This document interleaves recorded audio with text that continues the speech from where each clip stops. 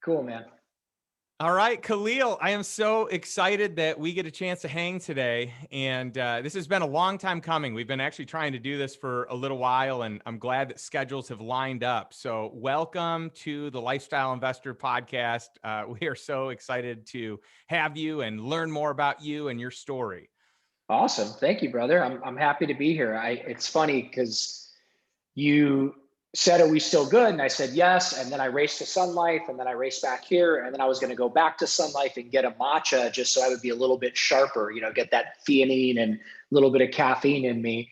And I realized I didn't have your address, and then I'm like, "Where is your address?" And I got halfway down the street, and you're like, "It's a Zoom." I'm like, "Oh, of course it is." So turn around. I can get the Zoom on my phone, but I couldn't get the Zoom on my computer. Finally get the, I guess my point is, and certainly you know me well enough to know that this is not feigned humility. What has come to me recently is part of the message that I need to tell people is you don't have to be smart to be successful.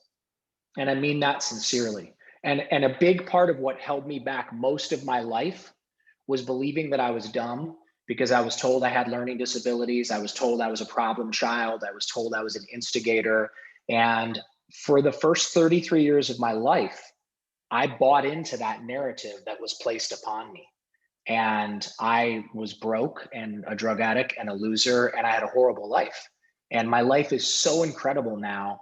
And I think that's the most important thing I can say to anybody, especially young people, is don't believe what anybody ever says to you about you. Go within your heart, ask God to give you the courage and the wisdom to know who you are and know what your capabilities are. Because as you know, coming to my business all the time, what I have accomplished by the grace of God is pretty incredible. And it's something that you and I both enjoy on a daily basis. I mean, I just left there an hour ago and almost went back there again to get something else.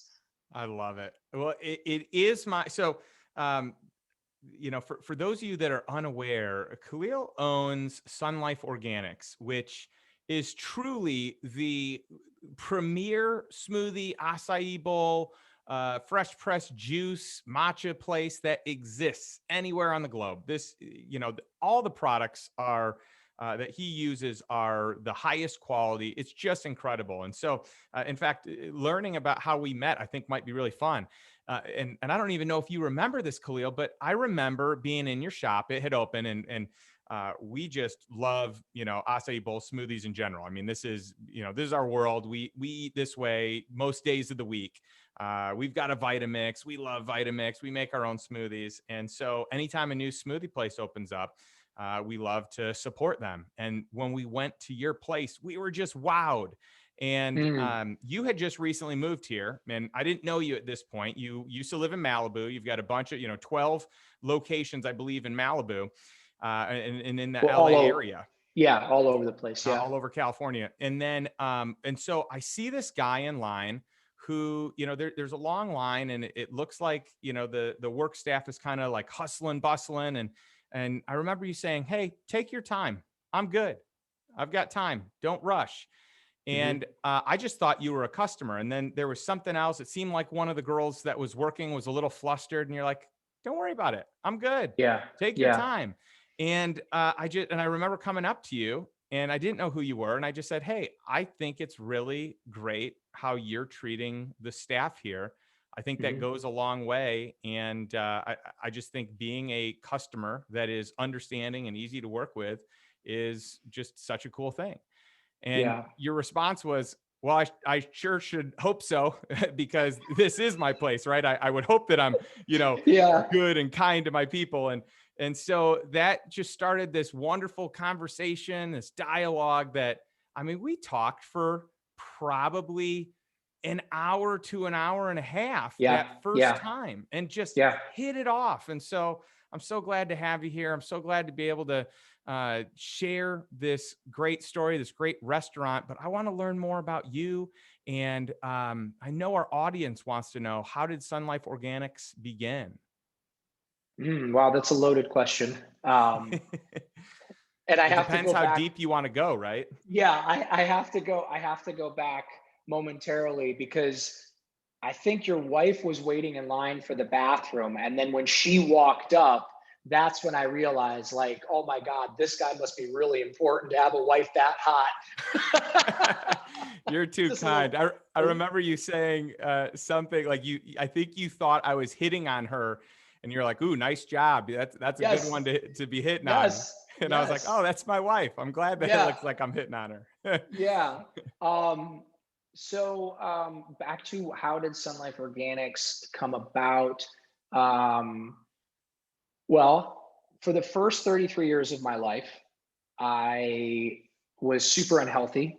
And I grew up in Ohio, in a rural town in Ohio. I lived on Doritos, gummy bears, McDonald's, um, illicit substances, started smoking cigarettes and weed when I was a little kid just to fit in with the older guys. Binge drinking by the time I was 12. Really, really took to alcohol initially, just because it gave me some chemical courage and gave me beer muscles, and you know it made me feel less of a worthless piece of shit. There was something about alcohol that kind of made that go away temporarily, and in the beginning it was quite nice. And then as time went on, more and more problems began to happen with it, because i I believe I was pre-wired or had a predisposition towards alcoholism. Um, so junk food, shitty American diet, um, really bad at school. I was held back in kindergarten, and then I was held back again in sixth grade. And as I said earlier, told over and over again that I was all these things. And so junk food, drugs, alcohol, cigarette smoking, um, really not living a very healthy lifestyle, um, womanizing, cheating, all of that stuff, up until I moved out to California to get away from trouble, because I was in a lot of trouble back there. I had been arrested 3 times before I was 16 years old, and the last time for a pretty serious charge. And I left Ohio to get away from trouble, and I went to California. And within a very short period of time, I found a lot more trouble. There was some good times in the beginning. I definitely did some really cool things and found some success, because people in California don't want to work, most of them. And and I did. I was hungry. I had a voracious appetite to kind of prove everyone wrong back home, and my parents and all that stuff. Um, but started getting into really, really heavy drugs. Really, at first, some of the kind of not so heavy stuff, the ecstasy and the ketamine and all that, but eventually found heroin and found crack and found cocaine, and wound up being a intravenous drug user. Completely went off the rails, lost everything, gave up, wound up homeless, and unfortunately, because there was so much drug use going on, began to develop mental problems, and kind of self-induced psychosis set in, and really honestly wound up truly, truly suffering the high cost of low living. I mean, just dehydrated, 109 pounds, teeth rotting, falling out of my head, emaciated, um, got another felony, kept getting arrested, kept getting beat up, started having seizures. So, and I'm paraphrasing a lot. If anybody's really interested in the horrific spiral downwards, they can read my book, I Forgot to Die, which fortunately has become a bestseller, and it's done really, really well, and it's in a bunch of different languages now. So that's my memoir, I Forgot to Die. I gave you a copy, right? Yeah, and I want to chime in that your book is incredible. It's so there's so much of it where there's this dark side and the struggles that you've had, and so much so that it's like, hey, it can't get any worse than this, and then it does, and then but then it does like 10 more times, and it's like, 10 times ago I thought it couldn't get any worse, and Yeah. it's just amazing that you were able to pull yourself out of this downward spiral. I mean, I didn't think you could go in the hole any further. And you did. You somehow miraculously found a way to just keep going down in this spiral. And Yeah. it's really a testament to your character and, just who you are, the way you've been able to pull yourself out and, build an incredible company and great relationships with people. Because most people who were where you were did not make it out. Yeah. And I appreciate you saying that. And I do believe that I think because of my heritage, my mother came from Poland, my father came from Palestine. I definitely have a strong disposition, but I have to say, because I would be being dishonest if I didn't say this. I am here and I am alive and I am as successful as I am today because of the power and grace of a living, loving God. I have to say that. I mean, that's sort of, I don't like to use the word disclaimer, but that is the ultimate truth. And I'm not, I'm not some Bible thumping, go to church on Sunday. I'm not that guy at all. In fact, I rarely will talk religion with anybody because I don't want to falsely represent any religion. And I don't claim to have any religion, but I have an incredible, profound relationship with a living, loving God, not my dad's God, not my mom's God, but God. And the one thing I did right after doing everything wrong, and made such a horrendous mess of my life was I got on my knees and I surrendered to God. And that's going to sound silly to certain people. And if it does, that's fine. I don't need anybody's approval on that. I just know that I sunk so low that my defiance beat my ego beat all of the defiance out of me, I guess is a better way of putting it. And when I was truly left with nothing, no, convicted felon, high school dropout, penniless, homeless, mentally ill, without the ability to do anything to provide for myself, I surrendered. Um, a charity called Musicians Assistance Program took me in, or in my case, failed Musicians Assistance Program took me in. A guy named Bob Forrest, who later on in life became famous on that show. I think it was called Celebrity Rehab, but he helped me get into this charity because I don't know if the word's indigent or indigent, but completely, I was on welfare, I was on food stamps. They took me in, they put me into primary care for a couple of months, and then they put me into a halfway house for 3 months after that. And they gave me $40 a week, which sounds crazy because it seems like I spend that on coffee now a day, but not literally, but you know what I mean. It's like, we go to restaurant, go to dinner at the Peacock, or go to dinner at Abba, and like, I mean, I think that's what you spend on bottled water is $40 a day. But they gave me $40 a week to live on. I had to buy my cigarettes with that and feed myself on that. So I surrendered.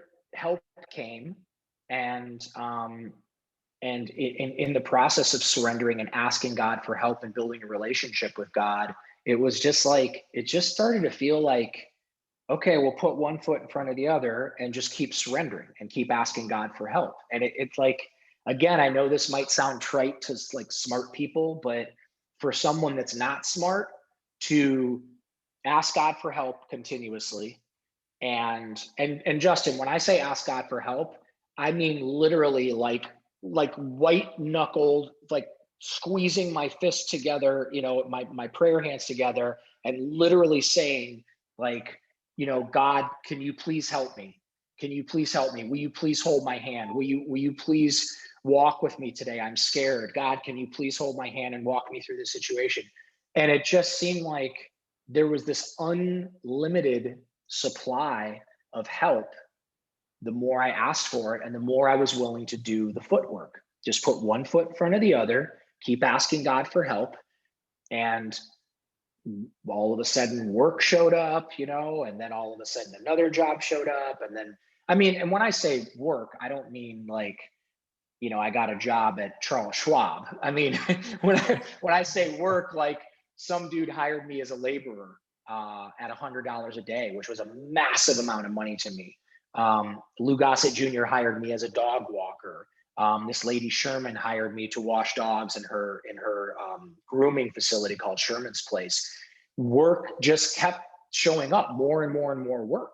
Some woman named Pietra hired me.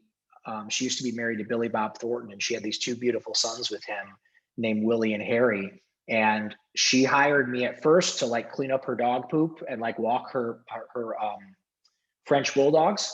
And then eventually she hired me to teach her kids how to boogie board. And she was paying me like $40 an hour, which was just like mind boggling. So I had my little job in a rehab. I had my little job cleaning apartments. I had my little job washing cars. I just kept praying and asking God for help. And it just kept getting better and better and better.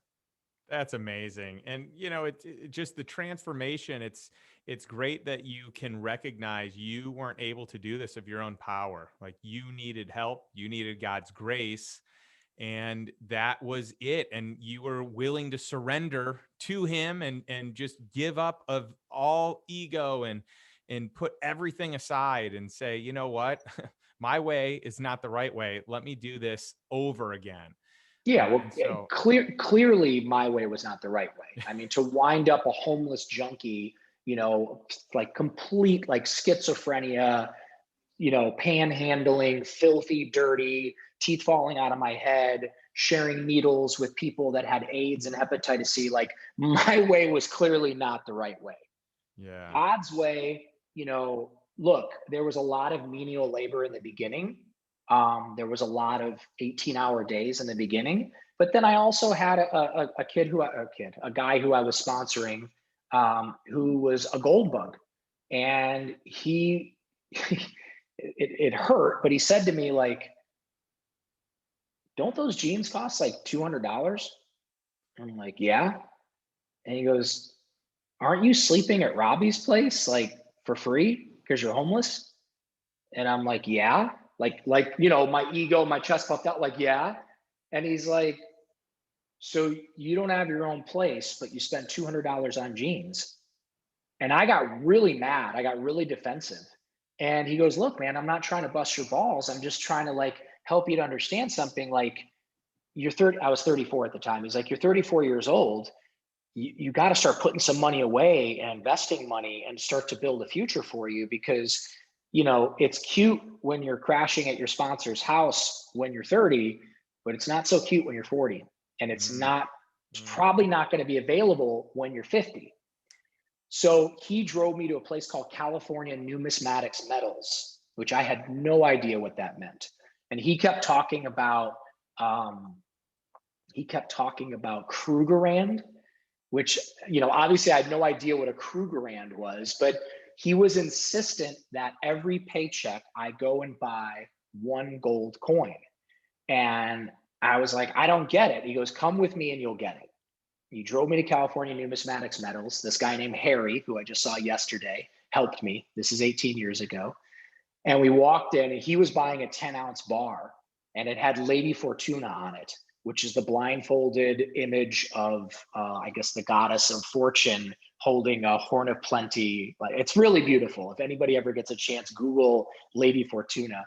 He was buying a 10-ounce bar, and then he had Harry hand me a Krugerrand, and he said, "Buy that, get yourself a safety deposit box, and every paycheck, every money that you get, take a portion of it while you're living rent-free and while you don't have bills and responsibilities and kids and all that stuff, and just stock it away and stock it away and stock it away." So just like violence begets violence and work begets work, I believe abundance begets abundance. Yeah. So I began to switch out of a poverty mentality because now all of a sudden I had gold and it was cool and I liked it and it was interesting and I would keep putting it in my safety deposit box. And then, as you know, that was 2004. As you know, gold started to really go up.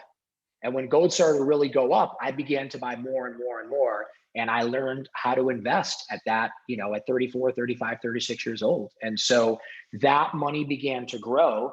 And in 2007, I had the money and the guts and the naivete and the probably incredibly presumptuous naive notion that I could start my own business. And that was the year I started Riviera Recovery. And I took that money. I sold, about half of my gold, and I rented out a place, and I started this place called Riviera Recovery. I did it on a shoestring and a prayer. I had no idea what I was doing. My partner, who did most of the work, by the way, got us right to the finish line and relapsed. Whoa. And disappeared and Oh. disappeared Oh. and moved out of state. So, on one hand, thank God for Chris, because he literally like painted the house and moved out the furniture and got all the connections set up where we were going to get clients from and contacted the doctors, and then relapsed and disappeared. But I opened the doors, and by the grace of God, the whole place filled up, and I began my first real business venture in 2007. And yeah, it was amazing. And It that was was a amazing. rehab facility, correct? It was a transitional living facility. So after primary care, rather than people going to a halfway house like I did, I saw that there was a market for what do rich people do when they get out of these $50,000, $60,000 facilities? They're not going to go to a place like I went.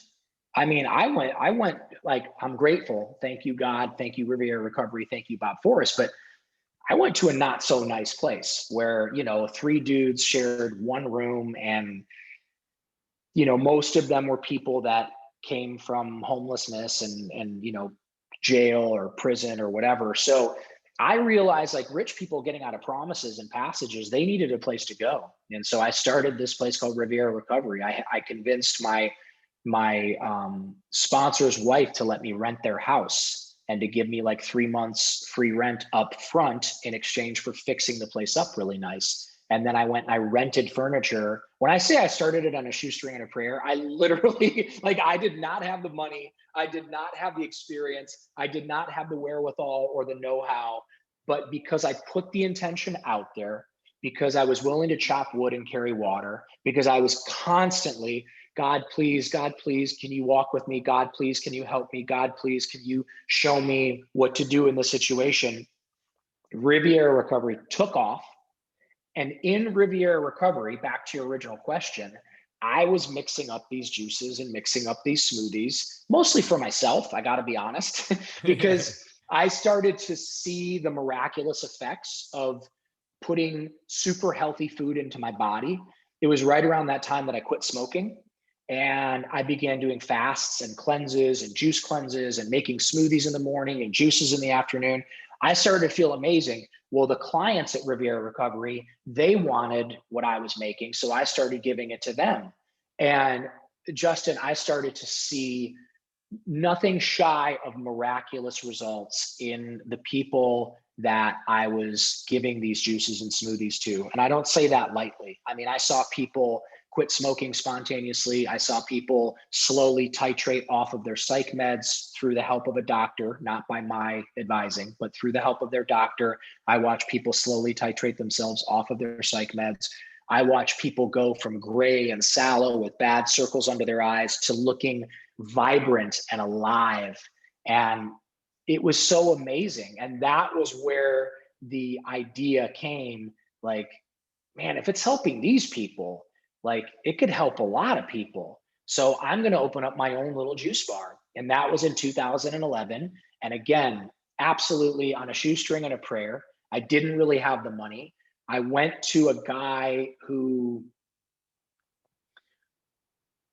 came from a different type of lifestyle, a lifestyle of gambling and,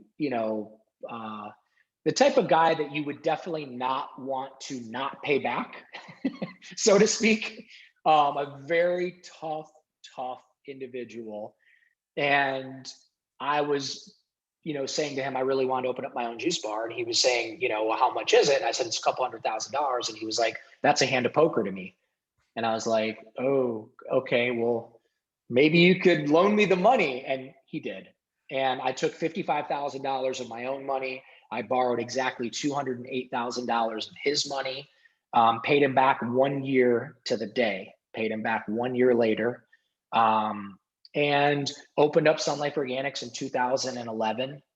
And again, incredibly naive, didn't have the experience, didn't have the wherewithal, the know-how. But because I prayed and I prayed and I prayed and I worked hard and I worked hard and I worked hard, we opened up the doors and there was a line out the door.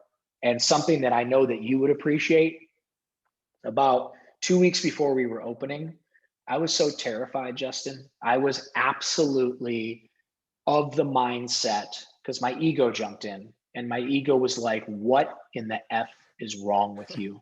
Why would you do this? Why would you, like, there's already a juice bar in this tiny little town. Like, why would you be so crazy to think that you're gonna, like, no one's gonna come, and, you know, people still remember you as a drug dealer and a bad guy, and no one's gonna come here. And like, Justin, it was scary.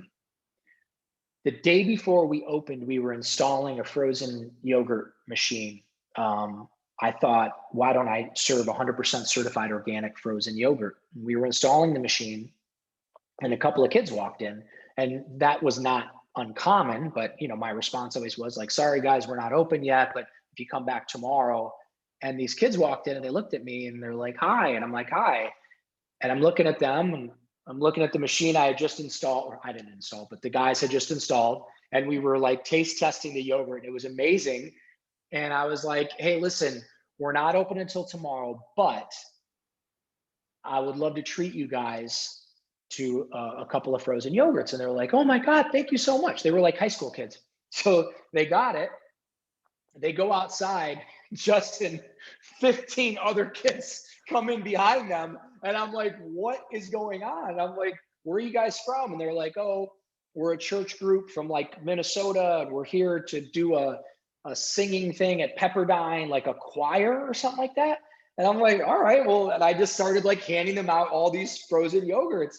And their like minder, their like, you know, house mom or keeper or whatever comes running in, and she's like, guys, no, you know, you can't, don't overwhelm him, and you have to pay him. And I'm like, no, it's free. And she's like, no, I insist that we pay you. And I'm like, lady, listen, the register doesn't work yet. The only thing that works is this frozen yogurt machine. So just please, I'm so nervous about opening up tomorrow. I just want to share with you guys, this is like the best part of my day.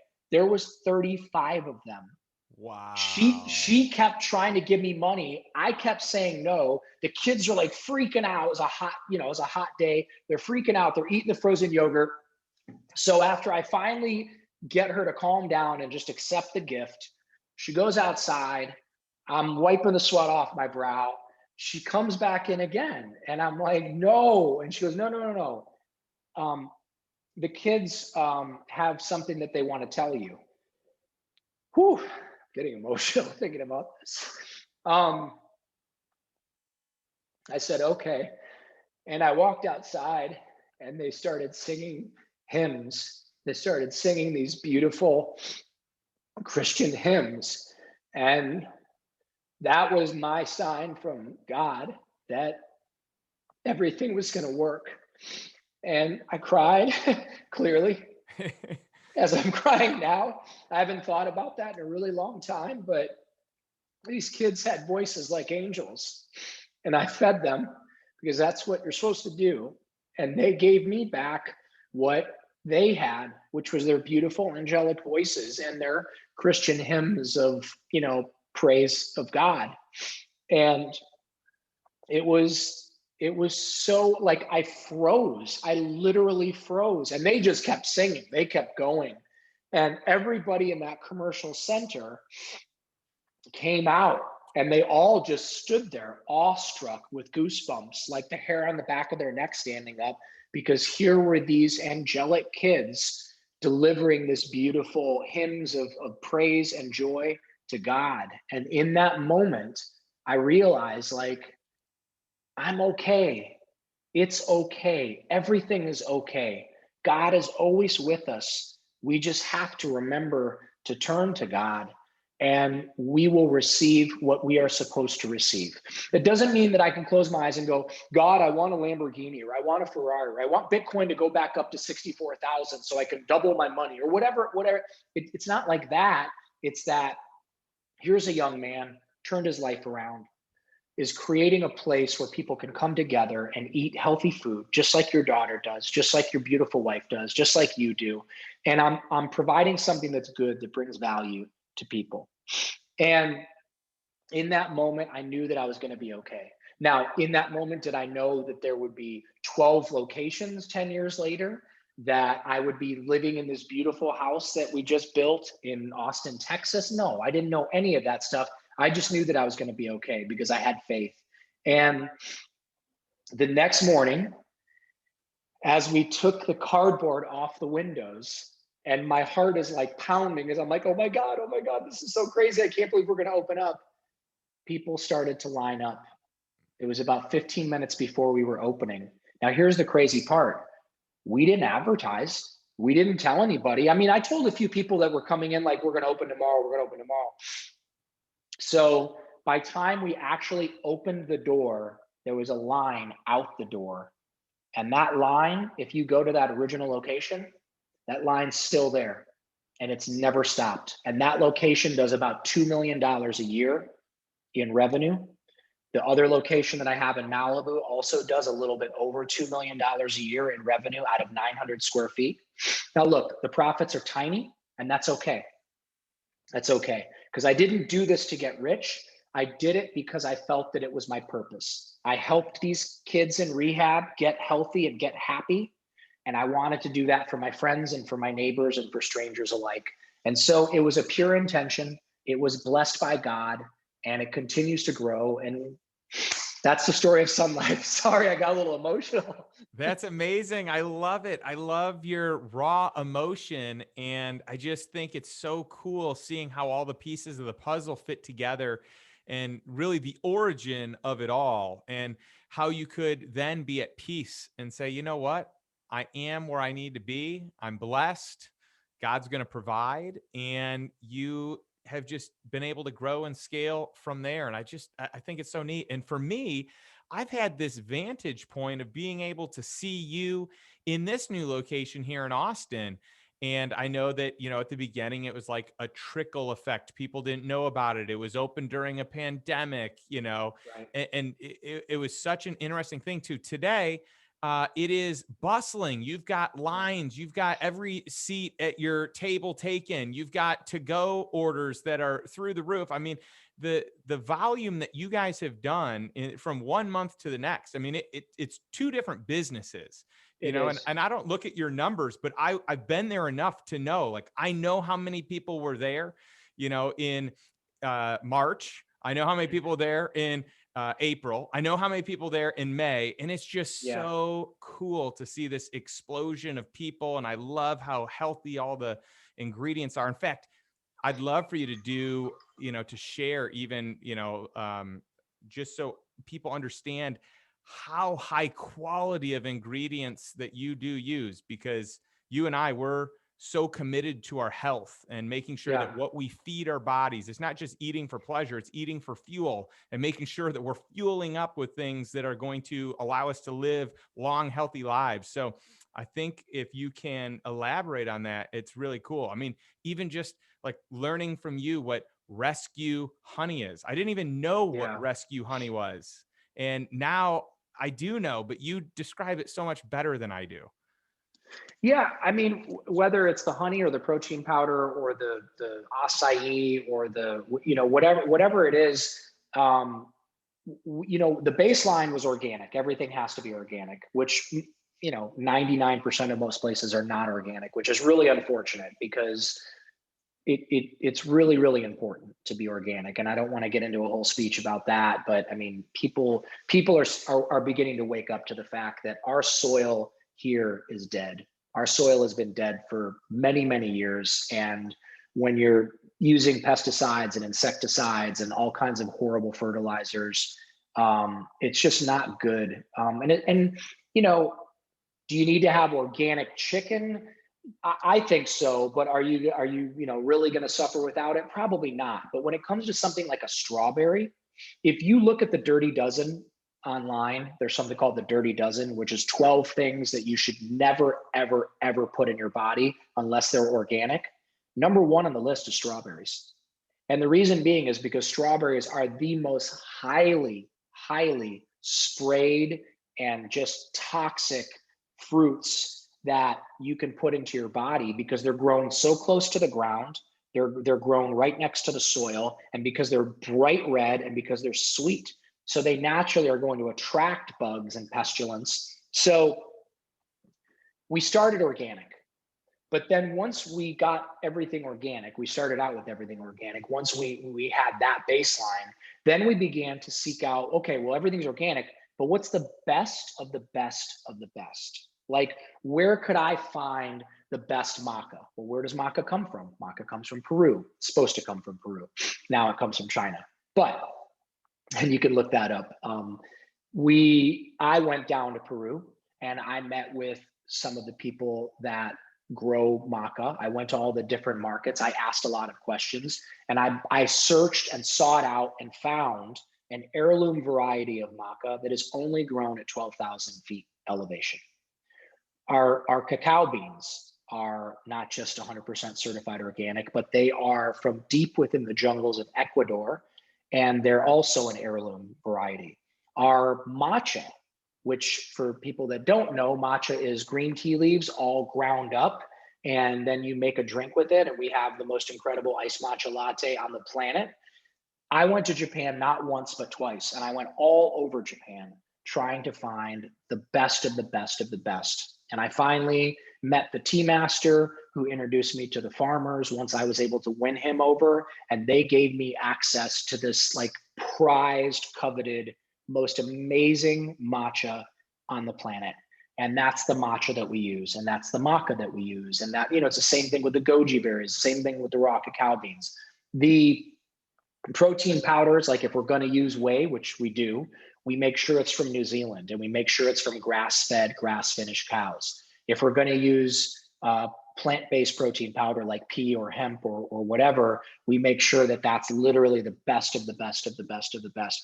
And we never stop. We never stop refining that. I think most brands, they want to establish themselves, use social media, get big, dumb everything down, scale quickly, and sell for $1 billion. We did the opposite. We literally did the opposite. We have never advertised. We have continuously evolved and refined and made sure that what we're giving people is the best of the best of the best of the best.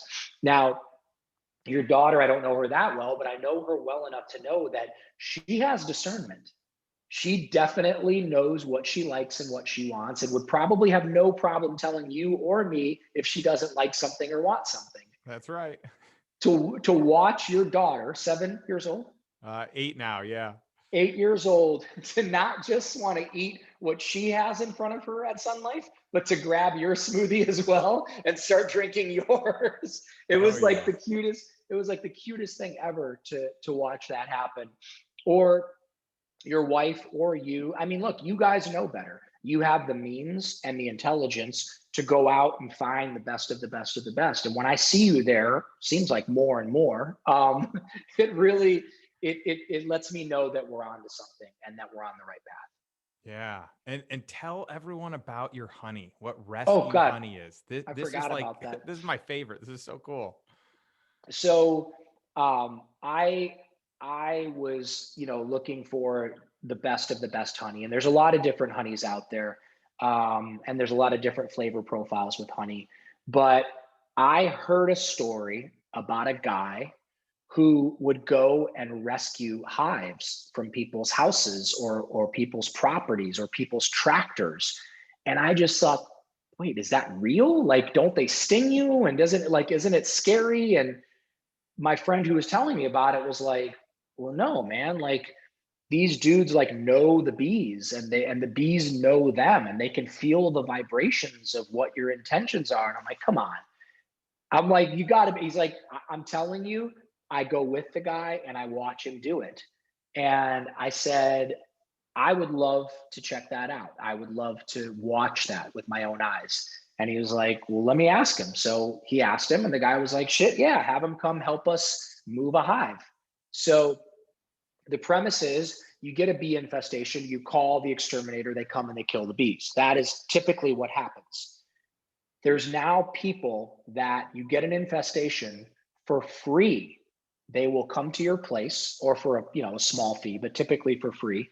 And they will come to your place. They will take apart your wall, or they'll take apart your tractor, or wherever the infestation is, and they will find the queen bee, and they transfer the queen bee into a box. And then slowly but surely, all the bees that are infesting the particular place, the addict or the tree or whatever, they come over and they get into this box. And then the guy takes the box to his property, and he sets up all these different beehives to live in harmony and live together and create this incredible honey, which not only is amazing tasting, but just think about it energetically. If you think about it on an energetic level, rather than murdering these bees, exterminating them, wiping them out, which let's face it, if the bees die, we're screwed.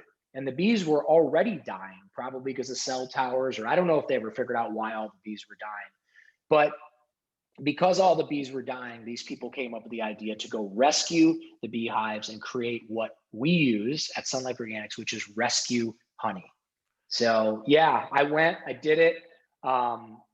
You have to be careful to like not take off your gloves while you're doing it, which I did. I didn't care.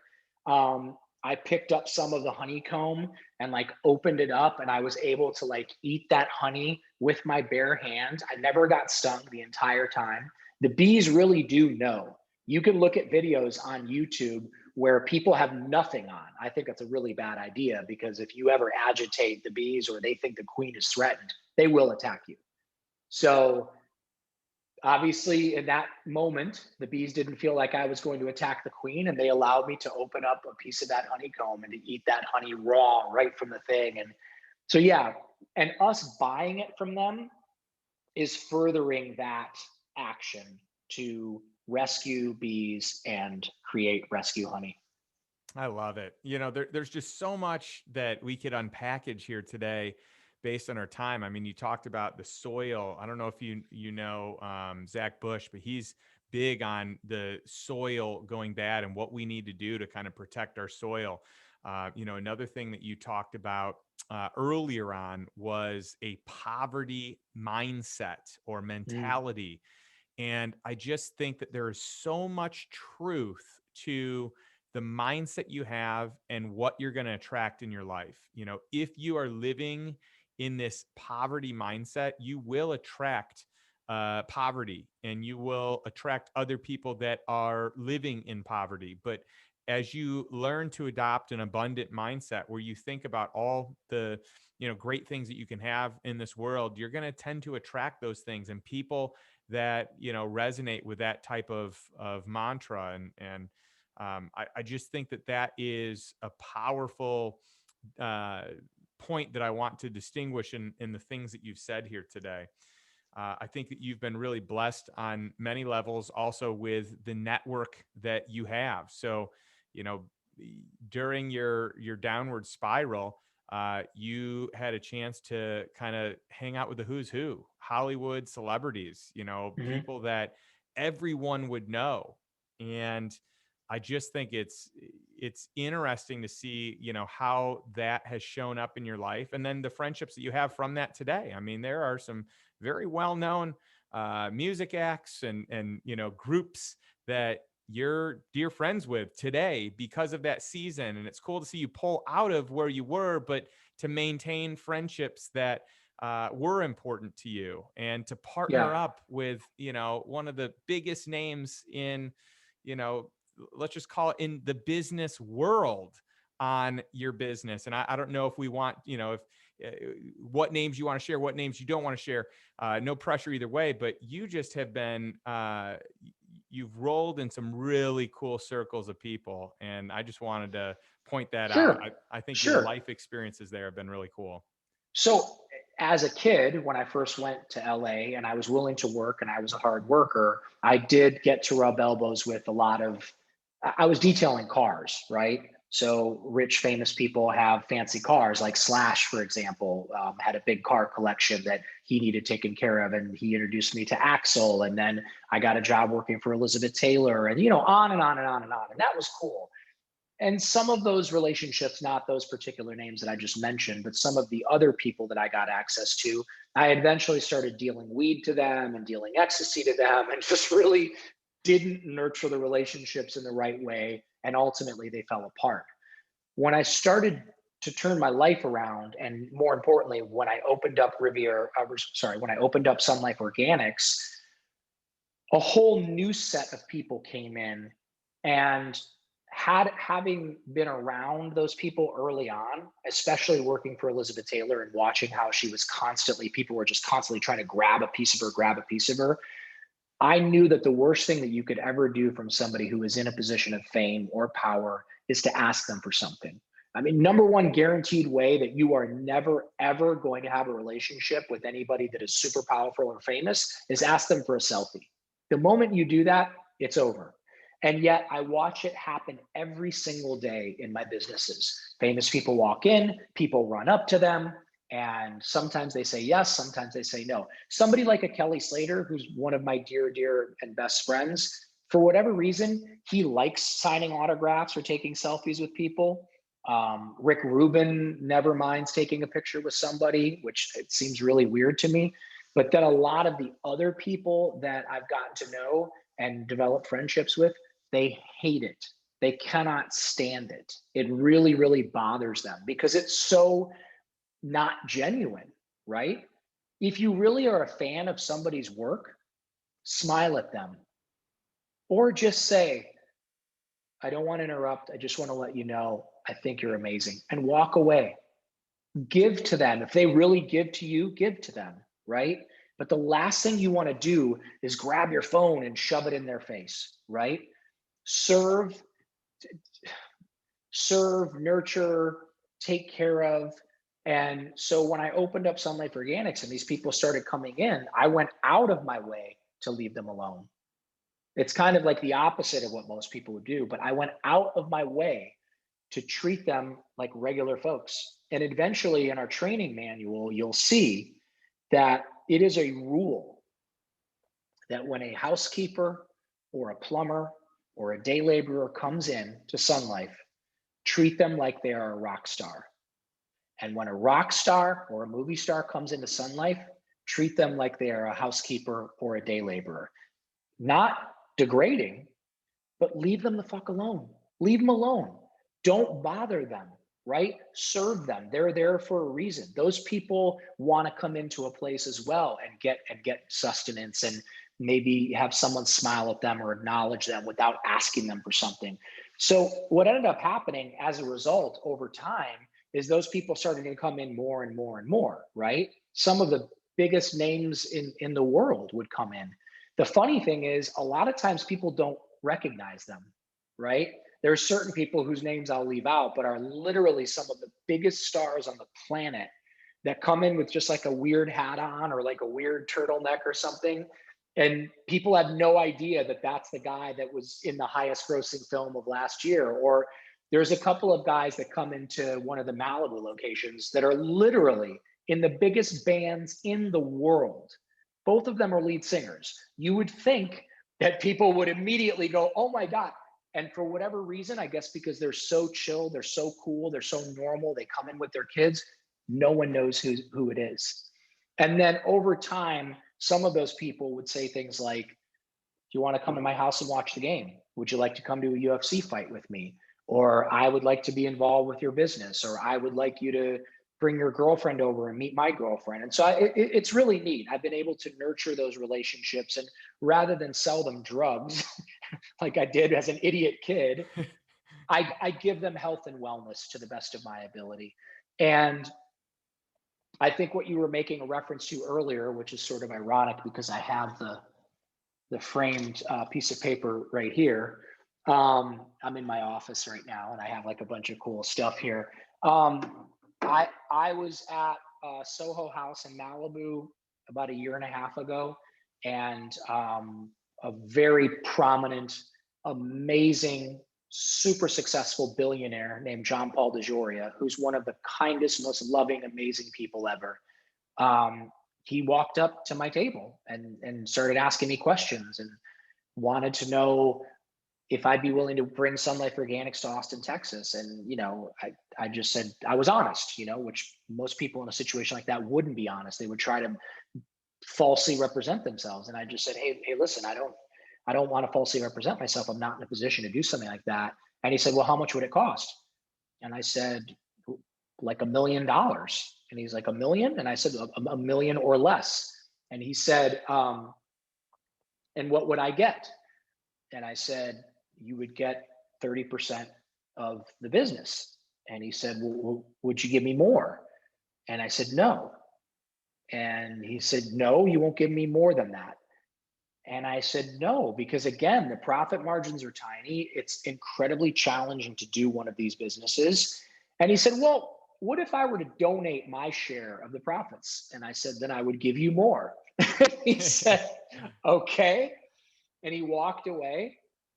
And about 20 minutes later, he came over and he handed me this handwritten contract that he would give me $1 million, and we would obviously pay that money back, and then he would give his percentage of the profit would go towards feeding homeless people and building them shelters and drug testing them and teaching them a vocation, like an actual solution to homelessness, which is a hot contested subject here in Austin, Texas. So like, how dare we not let them camp, and how dare we not let them sleep in tents and panhandle? As a former homeless person, if you would have let me live like those people were living down by the river there, I'd still be there, because I had to be held accountable for my actions.